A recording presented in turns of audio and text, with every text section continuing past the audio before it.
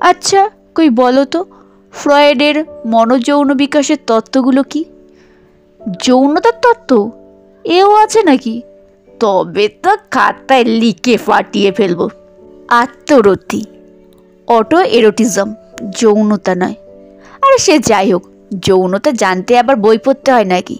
একটা ছেলে আর একটা মেয়ে বিছানায়, থাক থাক হয়েছে, খাতায় লিখো ওইসব বিছানার গল্প। কেন যে ওই মহিলা নেমে গেলেন আর তুমি উঠলে, কথাটা শেষ না করে মেয়েটি ফের বইয়ে মনোযোগ করলো।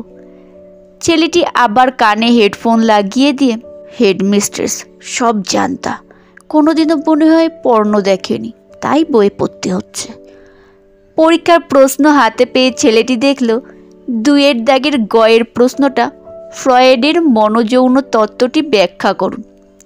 এবারে পাতা ভর্তি করে পর্নোগ্রাফি লিখে ফেলল সে।